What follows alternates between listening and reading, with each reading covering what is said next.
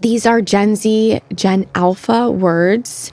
And you are I'm going to tell you what the word is, and then you are going to try to make a sentence with them. Okay. Mukbang.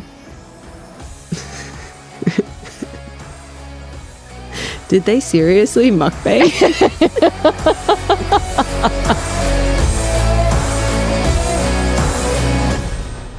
Welcome back to the Recap Show. I am very happy to be with all of you today.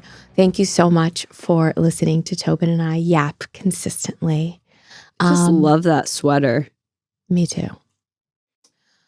So, first episode back after the big announcement. Tobin, are you okay? How are you holding up? I'm great. There's no tissue boxes anywhere in sight, so I think we're clear. Okay, so we're starting this episode off with a fun little game. And my favorite part about this is that we have not prepped Tobin at all. So she has no idea what we're doing. But welcome to Confessions of a Bad Millennial. Ooh, fun.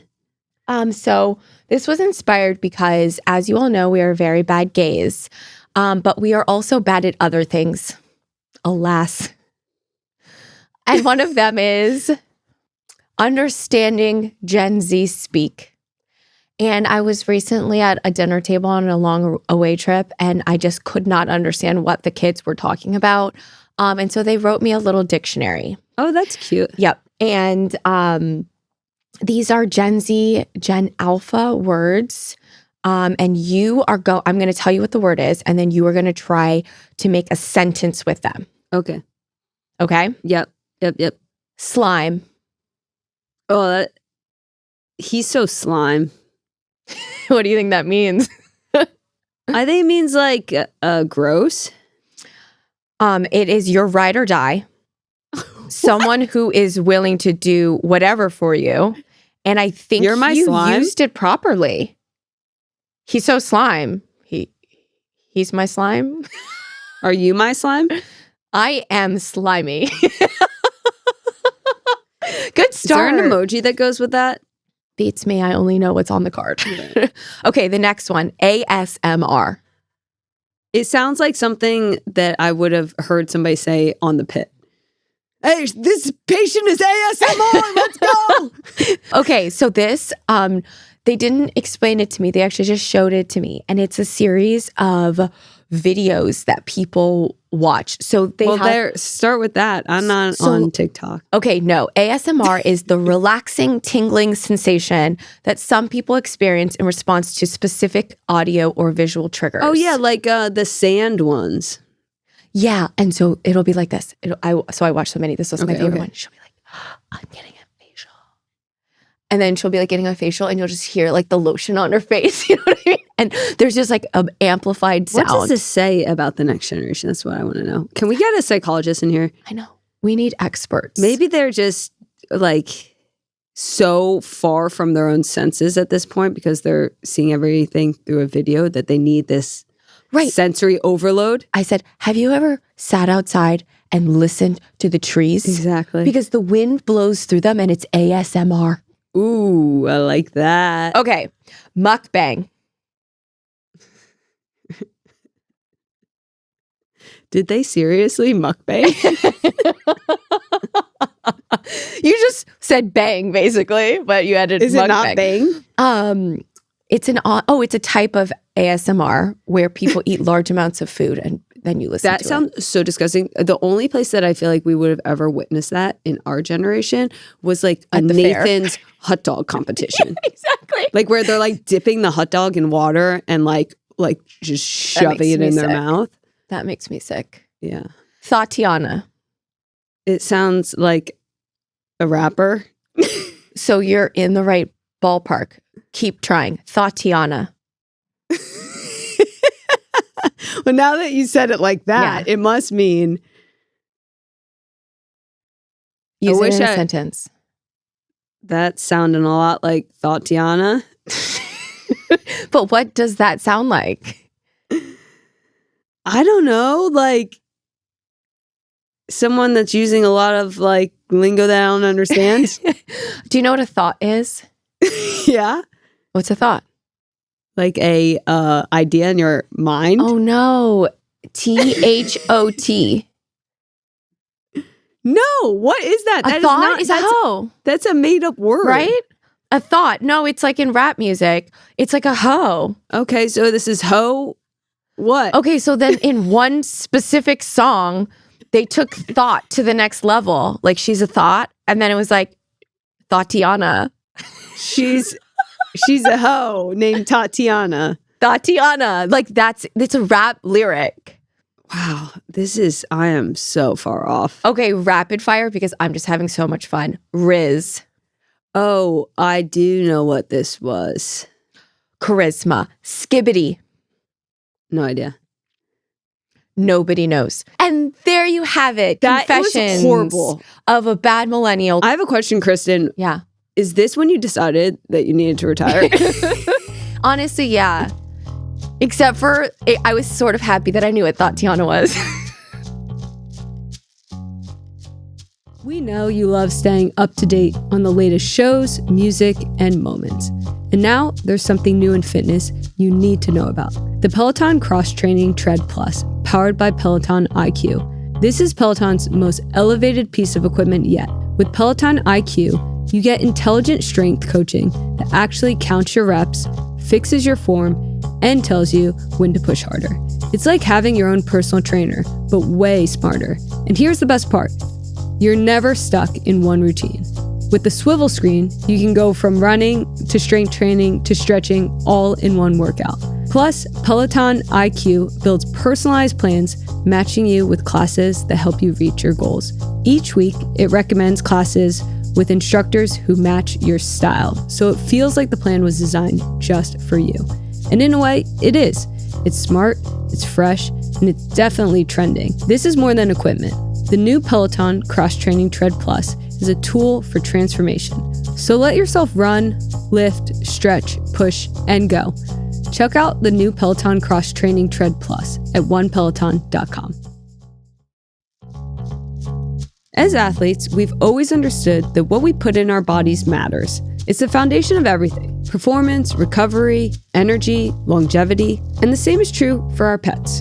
Nulo offers high-protein recipes to support lean muscle, low carbs for sustained energy, and probiotics to support digestive health and immunity. And now that we have our dog Bobby, we think about her nutrition as a way to fuel her for all of her adventures, whether that's a hike, a game of fetch, or just keeping up with us. Nulo is trusted by world-class athletes like Simone Biles, Maddie Mastro, and Caleb Dressel for their pets because they understand the importance of this connection. When you fuel better, you perform better. Our pets deserve that same level of intention. We owe it to them to fuel them right. Visit Nulo.com, that's Nulo.com, to learn more and fuel incredible. Welcome, Riley, to the Recap Show. Yay, thanks for having me. We're so happy to have you. We feel like you've been on a terror, the NWSL rookie terror coming through, but also a lot of podcasts. So we're happy to have you on. I'm excited to be here. Yeah, and our first guest in our new studio. But not the first guest that Bob's just sitting there licking her feet. Yeah, I hope you're better at staying focused than me because else this is going to be one. You wore nice shoes. No one can see them. Yeah. Laying on top. It's fine. It's fine. She does just one piece of her body to be touching. Yeah. Kristen and I actually laughed because we were like, when we first got Bob, we were like, did we seriously get a Bob? Did we seriously get a dog that doesn't like being pet? It was so weird. Every time we'd go to pet her, she'd be like, no, but she likes to pet us and to cuddle us, but she doesn't like when we pet her. Yeah, she gets to decide. Well, we're really excited to get to know you. I know, obviously, Kristen knows you a lot better than me, but I've heard a lot about you. We have some overlap. We obviously have the Jersey connection. Yeah.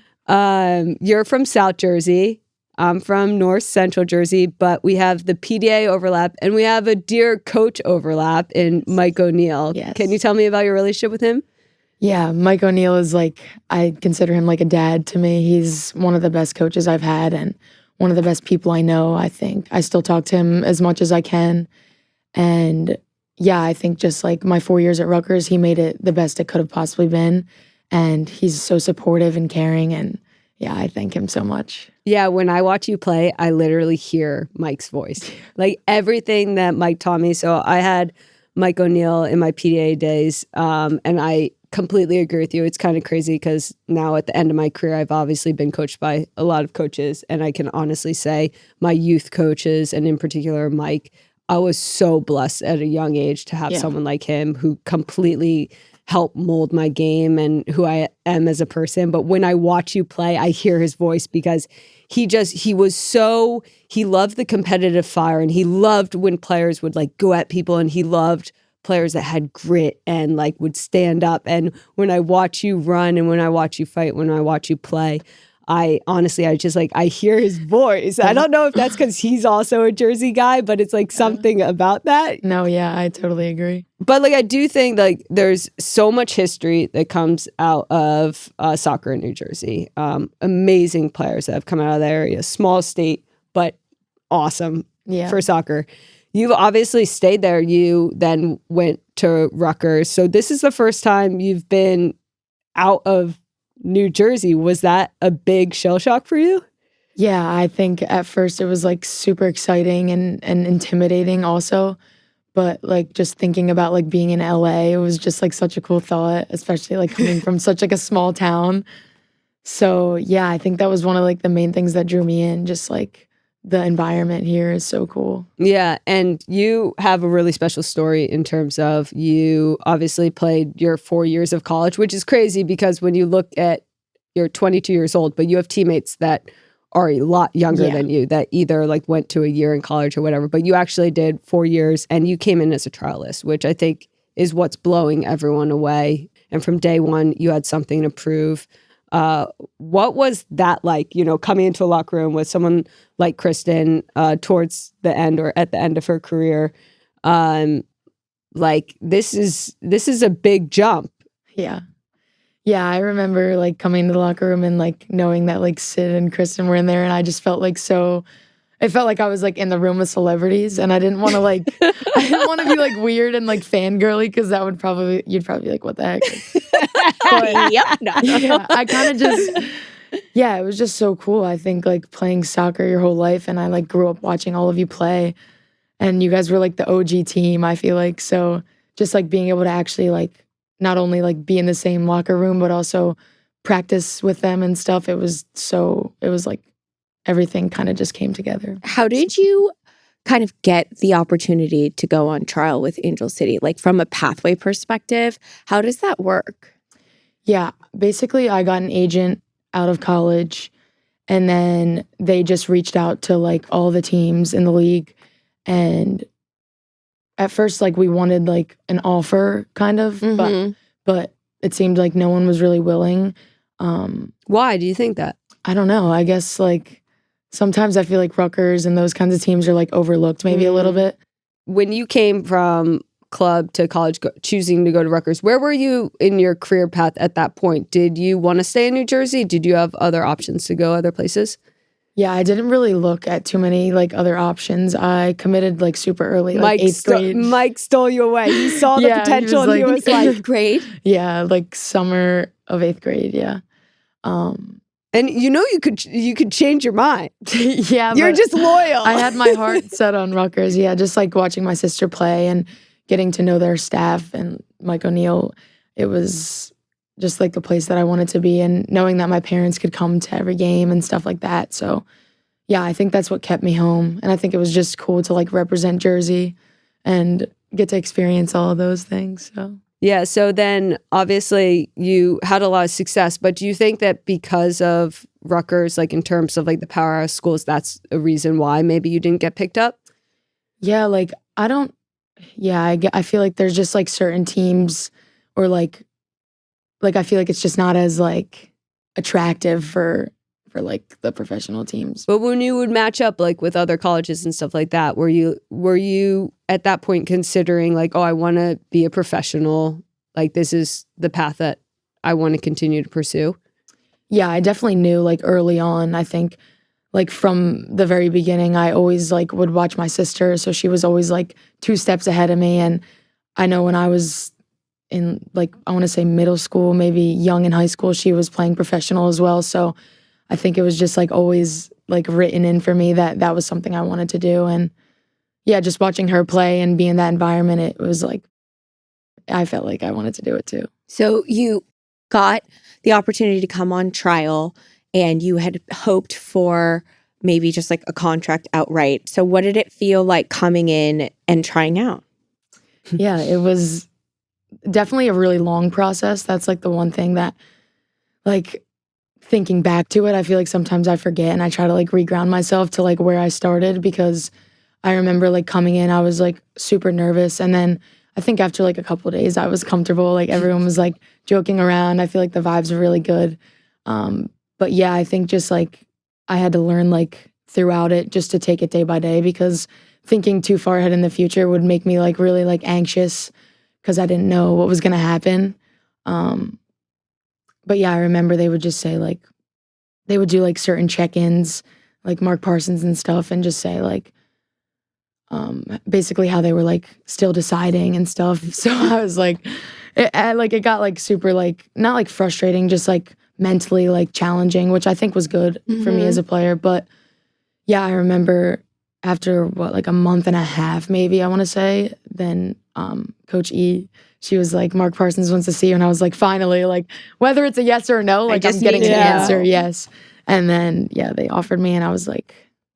You know what's crazy? It's like, yes, it is crazy that you came on trial and now you're the front runner for Rookie of the Year. Yeah. But what's crazier to me is that you were in our environment for 6 weeks and they were still like, not really sure. Yeah. Like they were sitting on a diamond and they were just sitting on their hands at the same time. But how far are we out from like the draft at this point? Was there No, there wasn't. But like how many years ago was the last draft? 1 year ago. I feel like we're trying to still figure out this jump from college to that's where I think like it's like a little strange, because like Riley said, it kind of depends like where you're going to school, like who's going to kind of offer you a contract. But it seems now more so if you're a college player, you almost have to go on trial. Yeah, and I think that they're looking really intently at high schoolers, honestly. Yeah. Because people want to pick people up before they have to compete for them. Yeah. So I think a lot of the development has just focused on like 15, 16-year-olds. And so you're in this like kind of transition period. What is it about your game that you think kind of made you able to handle that leap, be able to go on trial for 6 weeks and then start a season, which obviously we know now is going to be a phenomenal season? Yeah. I think I like grew up, my dad always telling me like, you can always work hard. Like no matter like how talented you are compared to other people, I think you can always like control that. So I think that's the one thing that I like knew could like make me stand out, is to just like bring so much energy and like fire. And I felt like it was kind of like what I needed to do to like show them that I had like a lot of energy, and like that was like a different piece that I could bring. But yeah, I think just coming in, I knew like I had to be really like focused every training, and my technical needed to be good. And then I think a lot of it like was up here too, like not like only making like smart decisions, but like being like a good character and proving myself in that way too. Yeah, I think what really stood out for me, because I watched you guys at preseason while you were like kind of fighting for this, and obviously like your work rate, you're like relentless. That really stood out, and I think that's what got you a contract. Like your ability to start a press, like you're a great player to be leading a line in that aspect, because that's where kind of football is right now. That's the way the NWSL is, but what really like has stood out now in terms of why you're now leading the rookies this season in the NWSL is because you've taken your opportunities. You've been very efficient with your goal scoring, and that as a 9 is how you're going to be judged, right? So that's ultimately you can't just work. You can't just Were you a goal scorer in college? No. You were 10, right? I was like either a winger or like a 10, yeah. Okay, so this is what I think is like really unique and interesting. you probably don't. You might not know this about me, but I'm like very like particular in. Oh, I know that about you in general. Okay, yeah. Okay, if I just stopped there, fine. I'm like particular in like the way that people score and like assessing it. And you have a really very interesting knack for the goal. And actually in the game against Kansas City, this is going to be later, so I'm not, but in the game against Kansas City, you took this shot. I loved it. Falling away like really wide, and it like maybe like nicked the post and went off. And I thought to myself, I never would have seen that. If I watch it again and I had a chance to do it after I saw someone do it, I never would try that. And like you have this interesting way of like seeing your goal scoring abilities, like very unorthodox. It's like very untraditional, where you see a path to the goal that I don't see. And I'm not trying to be like, oh, I see everything, but like I don't usually see players that I'm like, wow, how did she think that that was going to be a goal? But you did it. You did it at BMO. I think it was your first goal that you scored on the fan side, where you kind of were dribbling like away from the goal and then you shot it for a post. And it's not a hard shot. It's like a little off speed, and you like have this really interesting knack for the goal. And I mean, I obviously value goal scoring so much. I think it's like the greatest art. And, you know, then when I was looking into your background, I was like, oh, she wasn't like brought up to be a 9 and to be a goal scorer. So kind of how did that evolve?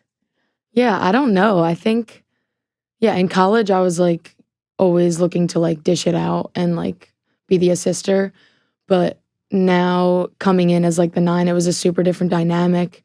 And I think I just like knew that that's my job as the 9. So I don't know. Honestly, I think the same. Sometimes I watch my goals back and I'm like, how did I do that? Because it's just like a split second where you're like, there's an opening and then you take it. But yeah, I think after like my first goal, I got like a lot of confidence to just like keep going.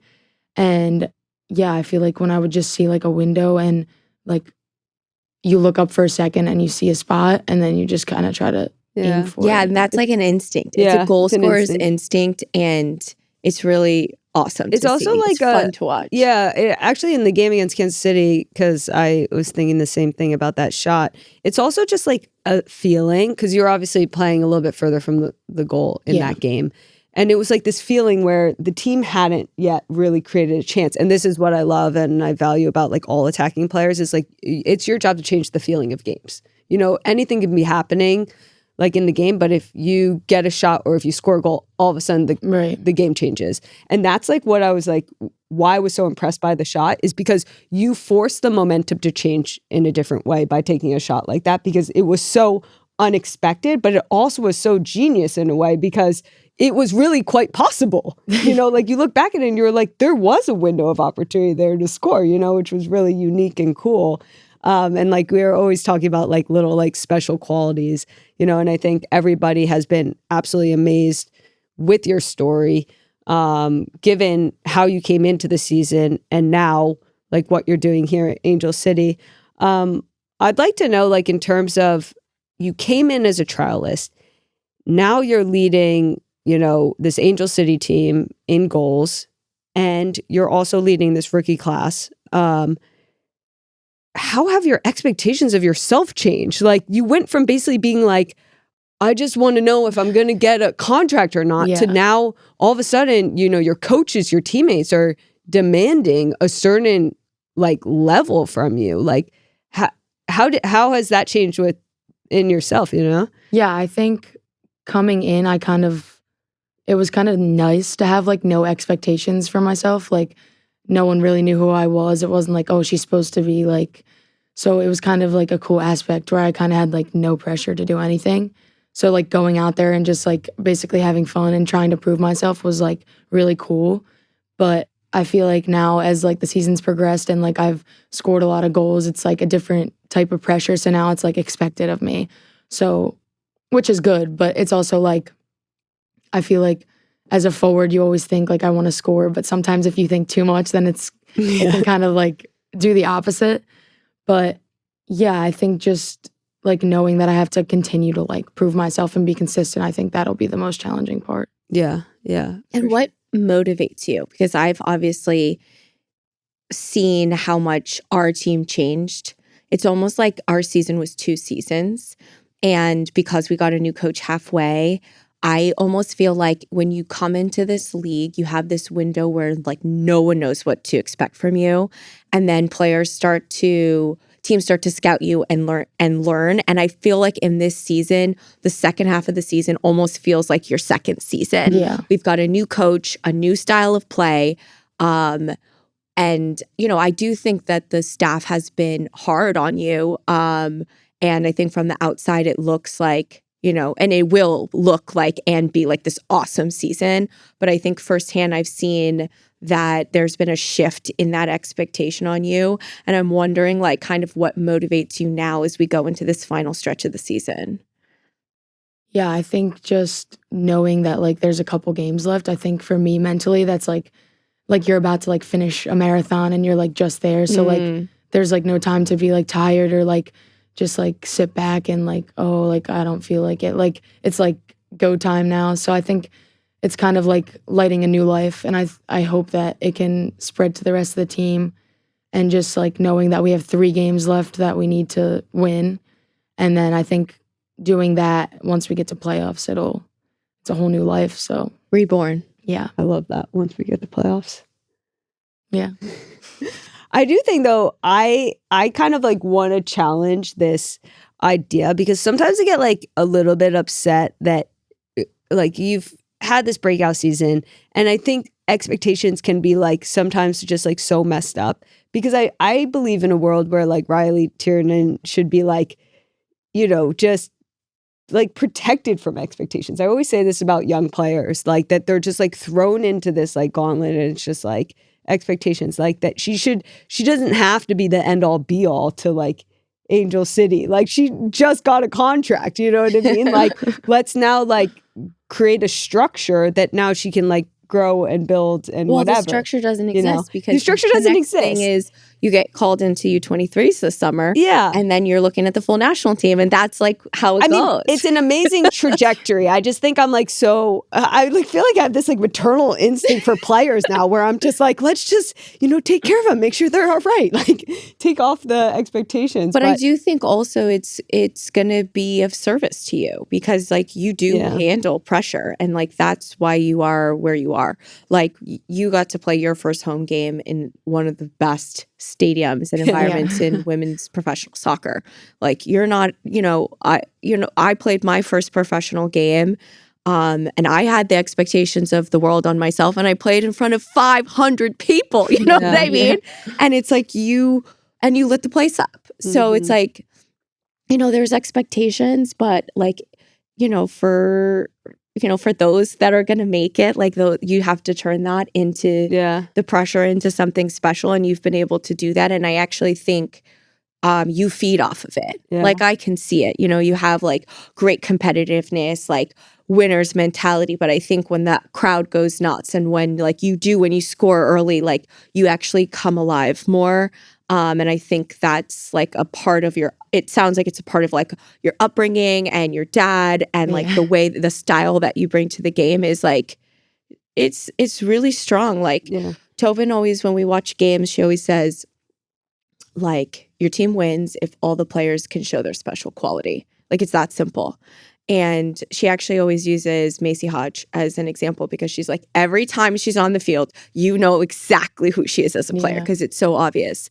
And I think the same is true as Riley. I think the same is true for you. And like she'll point it out, like if you lose ball, you turn around and you hunt it down. Yeah. And like, I love like that, like when I was gonna curse, but like I love when like you stick up for your teammates too, and like I love that quality. And like if somebody fouls your teammate, you just go and foul the other player, like that. I have that in me like so much. Or like even when like you'll get pissed and you'll literally take it out on like the closest player next to you, and that is like a feeling and an identity. And when you talk about what a team like needs, like you need those types of players. That actually reminds me of film when Alex was like, "Why are you running?"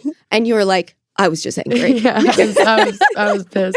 That's an emotional run. Yeah. But going back to your like background, like I always like to know like what is your relationship to football? Like, growing up? Do you have a favorite team? Do you watch football? Do you have a favorite player? Do you have a story of like how you were inspired, how you started? You mentioned your sister, but like take me to like, what is your relationship with football? Yeah, I think growing up, I think my sister helped a lot, like with that.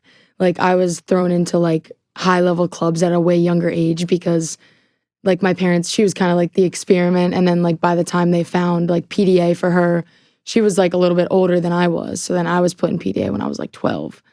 But I loved Messi growing up. I know that's kind of like cliche, but I really like, I specifically remember like John Jenks at PDA South. I told him before a game, I was watching Messi like highlights before this game.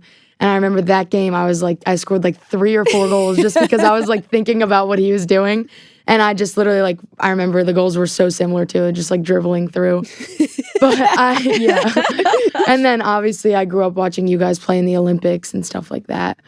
But yeah, I just feel like I've always had such like amazing access to it because like it's just like what I grew up around. Like my mom will always say like I was running around my sister's games in like my diaper. So like just like being exposed to it like from the jump I think has helped me so much. And having like my sister, like watching her be able to do it and like I feel like that just set like that it was possible and like that it was a reality for me. I think that really helped. But yeah. When you went into the 23s, you got invited in, obviously, when you're doing really well. What was that experience like for you? I had read that you had gone into maybe a U20 camp. Was that during college, Chula Vista. So you haven't had that much experience with the U.S. youth national teams. But going in with the 23s now, obviously with this kind of new profile as a professional. Yeah. What was that experience like? Did you learn a lot? Did it make you like hungrier? Did it set new goals for you? Yeah, it definitely made me hungrier. I think that's like a whole nother like mission that I'm working towards. So it's nice to like be in that environment. I think it's a little bit different than like NWSL club soccer. But yeah, I think the style of play is also a lot different. So I feel like once you get to this level, it's a lot about like learning the different like layers and like there's so many different formations and styles of play. So just like shifting my brain away from club and like switching it on to like the way that they play and like what they expect and like the standard there. I think, yeah, just going in there, I'm like a student of the game. So I just try to learn as much as I can and while still like proving my abilities because obviously I'm like working for a spot. So yeah. So obviously with this year, you signed as a trialist. What are you expecting in terms of like where are you at in terms of your contract and your I guess your future as an Angel City player? Yeah, I signed a 2-year contract with like a 3rd-year option. But yeah, I think this is a place where like I want to stay for like a long time. I feel like it's like one of the best places to be for like every aspect of the game. Like I love the culture and the fans, obviously. They're amazing. I think it's so cool to know that like they show up every time for us, like no matter how we're doing during that time. But yeah, no, this is somewhere that I definitely like see myself like staying and I want to continue to like build myself and make my name as well known as possible. After a season like this, do you renegotiate your contract? Yeah. Yeah. At least try to. Yes. Okay. Yes. I love that. I could see the camera. I'm like, oh, this is going to be so good. Yeah. Perfect. And then, okay, one other question before I want to ask about like aspirations. Yeah. I just wanted to hear like how you've handled adjusting from Sam to Alex and how, you know, you're adjusting with the systems, the amount of information, and how you feel like that's affected your season. Yeah, I think with Sam, it was like, I always say that he like made me feel like I could walk on water. I think that's like really important from a coach to like bring that confidence within players, especially like my position, like as such like a young player in a new league. I think it was really like scary, but I feel like knowing that he truly had like a lot of confidence in me and like believed in me, I could like feel that. And then obviously I think Alex coming in, it was a totally different situation and different character. So, and I think at that point, maybe the expectations were a little bit higher for me. So he expects a lot from me, which I think is great. But yeah, just still working on like feeling fully confident because obviously he's a tougher coach. So I think that's a part of like myself as a player I can work on is just like remaining confident through like even more like challenges or like difficulties within that aspect. Yeah. And how about with the style of play and sort of like, do you feel like with Alex, you're like similar to what you said with the 23s, like you're learning a lot and like studying a lot? Or do you feel like it's less of style of play and more of wanting to just know who you are as a player and your confidence level? Yeah, I think the style of play at first was definitely a lot. I think he realized that too, that it was like too much to like try to apply like right in the middle of the season. So I think there was like a time where I was kind of like thinking too much, which I think is bad as like a player to be like, yeah, like if you think too much, it can kind of just like cancel out like any like positive impact you can have. So I think I've tried to just like keep the stuff in my head, but like not try to just like worry about like doing it all at once. I think like just like slowly adding in each layer is what I've been focusing on. But yeah, I think like I am like the type of player where I do better when I just don't think and I just play. So I feel like that aspect coming in, it was like a little different because then I had to like really try to like apply all these things that I like never even knew like ever. So it was that's what I was wondering if the kind of the system and the tactics were like really new. And when I think about your season, like the way that I would want you to feel right now is just to zoom out of it. And you look at your whole system as a body of work, and like that should give you the license to go do whatever the heck you want. And then you're gonna have to study a lot in the off season so that next year when you come in, you don't none of that, all of it's second nature. But I think you've earned that right to play for free and to play free, not for free. Big difference. Full circle. To play free. And I think you're at your best when you do. So looking forward, what do you want from your soccer career? Obviously, like we're kind of looking at Angel City from opposite sides. I'm looking from my last season. You're looking for your first season. What is it that you want out of this one beautiful, amazing career that you get in football? Yeah, I think I just want to like look back and know that I have done everything I can and that like I was always like a hard worker, and I want like whatever team I play for people to recognize that like I'm consistent, and I feel like I always want to be someone that shows up and like gives it my everything. I feel like that's something that people admire, and yeah, I just want to be like a name that when people think of, they think it's a good player. Like, oh, they think good. Messi. Yeah, Messi. I love it.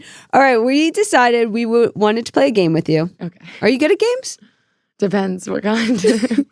Board games? Depends. Card games? Do you have a family game that you guys always play? No, my family wasn't a very like card board game. They're not gamey? No. All right. Well, I think you're competitive. So. I have no idea what this is. By the All way. right. So I'm sure you've heard of this, but have you heard of blind rankings? Maybe. Okay. You're gonna blind rank these last 5 rookies of the year from 1 to 5. So basically, I'm going to say the names of these, and you're gonna blind rank them. Okay? Does that make sense? Yeah, like you're gonna. Okay, yeah. She's got it. So you don't know who's coming next. You have to randomly assign a ranking to them. Okay. Croy Bethune. And it's 1 through 5? Yeah, 1 through 5. 3. Jenna Nightswanger. 4. Naomi Girma. 2. Do you know who they are? Yeah. Oh, okay. No, not the people. I mean, do you know who's like the last 5? Like, do you know who's coming right now? I think I know one of them. Okay, because you're saving that one spot. Yeah. Bethany Balser. 5. Trinity Rodman. Is this the last? This is 1, right? Okay, yeah. Trinity. Is that who you thought was coming last? No, I was thinking that's Kemba. not bad. So your rankings are Trinity 1, Croy, or Trinity 1, Naomi 2, Croy 3, Jenna 4, Bethany Balser 5. What do you think? Pretty good? Pretty good. Would you change any of those? Am I basing it off their rookie season or just how good they are overall? Because that's the type of particularity I need to play this game. I think it would be overall. But that's true. Because Croy had a sick rookie season. And I would put her above Naomi, but not as an overall player because Naomi has a bigger body of work. Mm-hmm. Mm-hmm. Other than that, I think pretty good. I think you did a really great job. Thanks. Man, now I'm feeling like we should have had a harder game. Are there any players in the NWSL you particularly like to watch? I think Croy is really good. When we played against her, that one goal she had was really good. Yeah, Trinity is obviously someone that I always watched, like before I came into the league. I think. Did you just think of someone? No, I have to like think. I'm trying to like visualize. What, you thought all she the thought of people. someone would go, Not her. No, not her. I think Manaka is really good.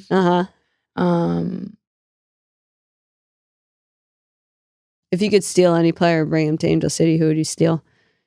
That's a good question. I was going to say someone to pass you really easy goals, but you don't really score like that. It'd be Croy. You score like dribbling from the half field. So Yeah, like, what? Oh, wait, that was my question. you need a defender. What? Yeah. What's been I was your thinking favorite? defender. What's been your favorite Angel City goal? Well, I want to say like my first goal was one of them, but then like after that, I would say either the Bay one, just because it was like kind of different than my other ones. Is that the one from half field where you dribbled? And then you shot it with your left foot? That was like the one where I Long dribbled down the dribble. line Yep, and then cut this way. But that one or the Washington one where Chris flicked it. Oh, That was a good one. That was just so because it was fun. like a buzzer beater. Yeah. Love those goals. That's a winner. But yeah, I would say those. We debated what goal you were going to say, and she was like, it's definitely going to be the Bay goal. And I was like, I think it's going to be her first goal. Because when you open that account, it makes all the other goals possible, you know? Yeah. Yeah. Well, it's so awesome to have you on the recap show. We can't wait to have you back in the next, 10 years so that we can see how you've achieved all of your goals. And we can't wait to keep rooting for you at Angel City. Go get that bag. This month is National Women's Small Business Month. And as a business owner myself, let's take a moment to celebrate the over 11 million women who own and run small businesses in the U.S. That is a huge accomplishment.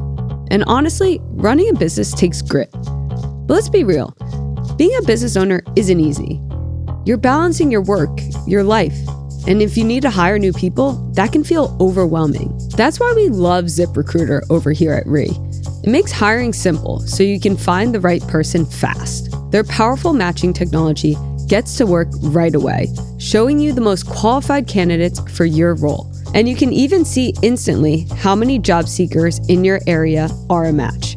It takes so much of the stress out of the process. Hire the right people for your business with ZipRecruiter. 4 out of 5 employers who post on ZipRecruiter get a quality candidate within the first day. And right now, you can try it for free at ZipRecruiter.com/recap. Again, that's ZipRecruiter.com/recap. ZipRecruiter, the smartest way to hire. It's important for athletes to not only care for their bodies, but their minds as well. But starting that journey of finding a therapist can be tough. Grow Therapy is designed to help you find a therapist who fits your needs and supports the way you want to feel. For me, therapy has helped me grow in ways I didn't even imagine for myself. But I know how daunting it is to even figure out where to begin. I can remember back when I was looking for a therapist, and I would have loved to have had a service like Grow Therapy. They connect you with thousands of licensed therapists across the US, with options for both in-person and virtual sessions. You can search by insurance, specialty, or even treatment methods to find the right fit for you. And if it doesn't feel like the right match, no stress. Switching is easy. There are no subscriptions, no long-term commitments. Just pay per session. Grow Therapy also works on your schedule with evening and weekend availability and the ability to cancel up to 24 hours in advance at no cost. Getting started with therapy shouldn't feel overwhelming. And with Grow Therapy, it doesn't have to. Whatever challenges you're facing, Grow Therapy is here to help. Sessions average about $21 with insurance, and some pay as little as $0, depending on their plan. Visit growtherapy.com/recap today to get started. That's growtherapy.com/recap. Availability and coverage vary by state and insurance plan. Now it's time for everyone's favorite segment, Community Questions, brought to you by our friends at Nulo. Nulo is a premium pet nutrition brand with innovative, high-protein recipes trusted by dozens of world-class athletes, such as Simone Biles and Gabby Thomas. It is available across the U.S. and online. Go check them out. All right, would you like to start? Yeah, I'm so excited. Community questions, let's go. Okay, for T2C. Karen from Philadelphia asks, what is the greatest joy that Bob has brought into your life? Hi, Karen. Thanks for your question. I think I just said this to you on my walk over. Yeah, we were just talking about this. What was it? I think there were a bunch of things, but you particularly like when you get to clean her and she loves being cleaned. Oh, yeah, that doesn't really apply for this question, but Too bad, so sad. I love that our dog likes to be clean. We just wipe her with dog wipes before she gets in the bed, and she loves it. When she sees those wipes, she just goes full smile ear to ear, gets right in her place, and gets ready for her wipe down. Yeah. So I think that's a strange type of joy that Bob has brought to my life. I think it's like the little joys. I think that's what we were listing off, the little joys. Oh, and I love that she loves drinking from my watering can when I water the plants. You do. I'm always like, Bob, stop. And you're just like, oh, so cute. Okay. For C to ask T. Claire from Brooklyn asks, I know we get Bob's dog blog, so clearly she has a lot to say. If she could talk, what would her voice sound like? Would she have a distinguishable accent? Good question. She's so whiny. Oh, no. She put her dog on the recap show. No, I think Bob's voice would sound kind of like yours. Oh my gosh, I think it would sound like yours. No. So her name is Bob. She's beyond gender, and I think her voice would sound very neutral. And if one of our voices audience was neutral and one of them was high-pitched and annoying, which one do you think Bob's would be? You're right. Bob would probably have my voice. But wouldn't that be funny if Bob had like my mom's voice? Oh my gosh. No one understands that, but yes. Oh, go ahead. Okay. Nicole from New York asks, Kristen, do you have any secret talents? And if so, would you be able to do it right now? Secret talents, no. I can juggle like nobody's business. I know a secret talent that you have. What? You're ridiculously good at Pokemon. It's not a secret. You've been telling everyone on TRS for 3 I'm trying years. to get her signed up for some tournaments. There was like a whole Pokemon theme of one episode, wasn't there? I just think we need to remind our community. I'm good at Pokemon. Marie from Connecticut asks, Tobin, now that the game isn't your outlet, where does all that intensity go? This is a community roast. Where are the tissues? Yeah, I'm still trying to figure that out. Probably goes into my therapy. Also, obviously cycling. I feel like that's the only outlet that I found like that endurance, like exhaustion. What about in Pilates? Are you looking over at the other Pilates ladies being like, checking out the Pilates ladies? I can out-ab you? No, those women are pretty impressive. Jeez. I bet you guys didn't expect Tobin to be a Pilates. I'm a Pilates girly. I really like it. Yeah, I would say I'm still trying to figure it out. But it comes out kind of every once in a while in ways that are unexpected. You are unexpected. It's just like it was so much more appropriate when it was on the field. It was so off much the more field. It's just not appropriate. Yeah. Okay, Melissa from Toronto asks, if aliens landed on Earth tomorrow and offered to take you with them, would you go? Could I take Tobin and Bomb? Oh, and the That's so bungalow. My house. Do you ever Can wonder? I just pick up my house, sort of like the Wizard of Oz, and just put it with the aliens? Because I think I'd be down. Nothing outside of those walls is that great for me. So like, as long as I could bring my crew. Oh my gosh, my nieces. No, I wouldn't go. Do you ever wonder if I'm an alien?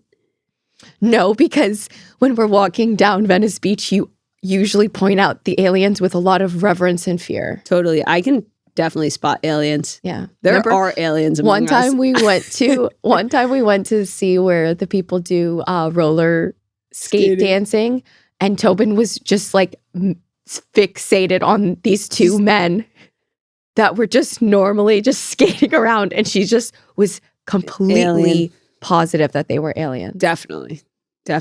You know, people that are trying to like, it's like they watched a movie on like New York or something, or a movie on roller skating, and they were like just trying to act out what they were supposed to do. Yeah, I can spot them. Thank you so much for your questions, especially the Bob-related questions. We love being a part of this community. We love talking with all of you, and keep your questions coming, and we'll keep trying to answer them to the best of our ability. Try.